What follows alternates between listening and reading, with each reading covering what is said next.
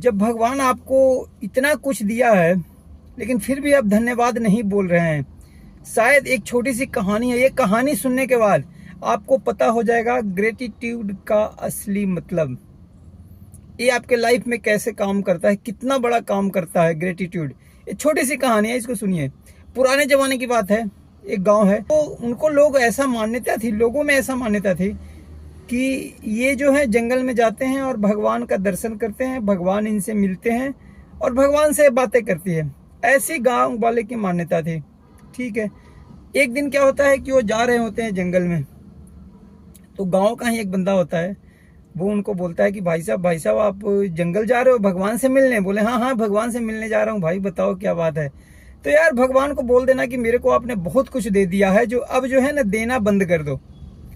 ये उस बंदे ने बोला, उस बंदे से जो जंगल में जा रहा था भगवान के दर्शन करने, जो भगवान से मिलता था, उसने बोला कि भगवान को बता देना कि मेरे को आपने बहुत कुछ दे दिया है, अब देना बंद कर दो, अब हमें नहीं चाहिए, बहुत आपने दे दिया है, आपका बहुत बहुत शुक्रिया, बहुत दे दिया है।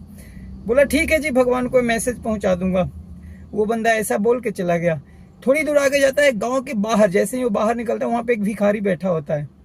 भिखारी को भी ये बात पता थी कि अरे भाई साहब जंगल जा रहे हैं, अब भगवान से मिलेंगे, तो चलो मैं भी अपना मैसेज पहुंचा देता हूँ।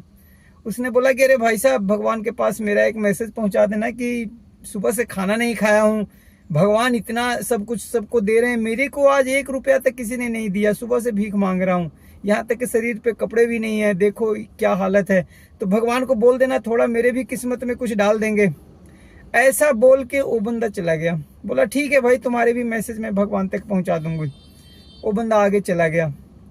जब वो आगे जाता है, जंगल में जाता है, पूरा दिन भर उधर रहता है, उधर से वापस आता है, तो वापस आने के बाद जैसे ही गांव स्टार्ट होती है, तो वो बंदा भिखारी उसको मिलता है गांव के बाहर, और वो पूरा दिन भर इंतजार कर रहा था। बड़ा ही उत्सुकता से पूछा कि अरे भगवान को मेरा मैसेज आपने पहुंचाया? क्या बोला भगवान ने? तो हाँ तुम्हारा मैसेज मैंने पहुंचा दिया है। भगवान ने ये बोला है कि तुम्हारे पास ग्रेटिट्यूड नहीं है, मतलब धन्यवाद नहीं है। जो भगवान ने तुमको दिया है उसके लिए तुम भगवान को ग्रेटिट्यूड नहीं करते हो, धन्यवाद नहीं बोलते हो, इसीलिए तुम्हारे पास भगवान कुछ नहीं दिए हैं। जो भी तेरे पास था वो भी भगवान ले लिए हैं तुमसे, मतलब तुमको एकदम नीचे गिराते जा रहे हैं क्योंकि तुम धन्यवाद नहीं बोलते हो।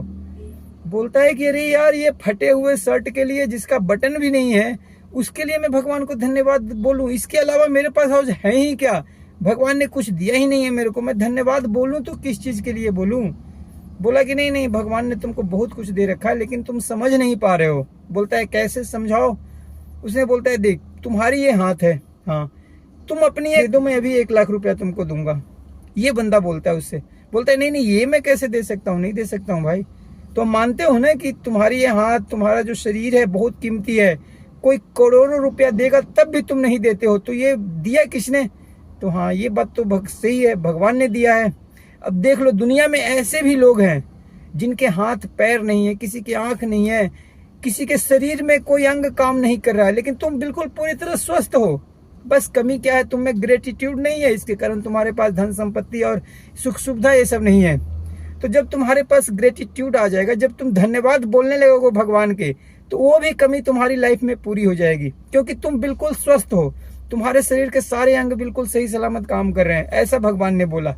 तो बोला कि अच्छा ये मिस्टेक है, तो ठीक है अभी से मैं धन्यवाद बोलना शुरू करता हूँ कि भगवान आपने हमें इतना अच्छा शरीर दिया, स्वास्थ्य दिया, इसके लिए आपका बहुत बहुत शुक्रिया।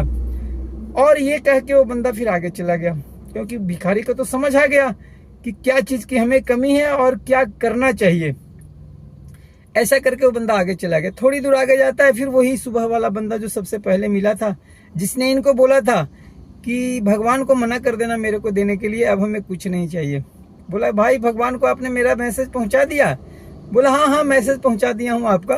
भगवान ने ये बोला है कि जब तुम ग्रेटिट्यूड देना बंद कर दोगे तो हम भी तुम्हें देना बंद कर देंगे, तुम जब तक ग्रेटिट्यूड करते रहोगे हम तुम्हें देते रहेंगे।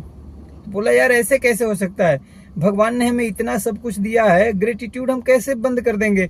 फिर ये तो नमक हरामी हो जाएगी, क्योंकि भगवान ने मेरे को बहुत कुछ दिया है, तो उसके लिए तो धन्यवाद बोलना बनता है ना, धन्यवाद तो बोलूंगा ना भगवान को, तो ये कैसे हो सकता है? तो बोलता है भगवान बोले हैं कि जब तक तुम धन्यवाद देना बंद नहीं करोगे तुम्हें ऐसे ही आती रहेगी अपने आप, ये प्रकृति का नियम है और ये प्रकृति का नियम चेंज नहीं हो सकता।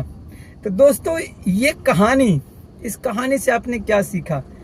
इस कहानी से इस चीज को समझिए कि जो भी आपके पास है कुछ नहीं है तो बस अपनी सांसें को गिनिए। भगवान ने आपको सांसें दे रखी है ना, इसके लिए ही धन्यवाद बोलिए। क्योंकि अभी आप ये वीडियो देख रहे हो, इतना में कितने लोग गुजर गए दोस्त। तो दुनिया पता नहीं कब कहां से कहां किसको गुजार देगा। तुम अभी जीवित हो, तुम्हारा सब कुछ सही है, घर है, परिवार है, फिर भी तुम बोलते हो कि भगवान ने कुछ नहीं दिया है। जो है उसके लिए शुक्रिया अदा करना शुरू कर दो और फिर देखिए आपका लाइफ कैसे चेंज हो जाएगा। पर्सनल एक्सपीरियंस बता रहा हूं, अगर समझ पाओ तो बहुत अच्छी बात है दोस्त। पकड़ो इस चीज को कि मैं क्या कहना चाह रहा हूं। जो आपके पास है नहीं उसके लिए टेंशन मत लो, जो भी आप सोचोगे आपके पास आ जाएगी। किसी भी चीज का एक प्रकृति में एक समय बना हुआ है, एक नियति ने ऐसा टाइम बना रखा है। मेरे पास गाड़ी नहीं थी, साइकिल तक नहीं था, लेकिन ऐसा सिस्टम बना हुआ था ना, आज मेरे पास गाड़ी आ गई। अब धीरे धीरे सब कुछ मेरे पास आ रही है, क्योंकि मैं इस प्रकृति के नियम को समझ गया हूं। जो हमारे पास है उसके लिए शुक्रिया बोलना शुरू करिए बस, और अपने कर्म को सही रखिए और फिर देखिए आपका लाइफ कैसे कैसे धीरे धीरे चेंज होते रहता है दोस्तों। मैंने अपना लाइफ चेंज किया है। एक समय में था मैं भी परेशान रहता था ड्यूटी कर करके, लेकिन कुछ नहीं हो पाता था।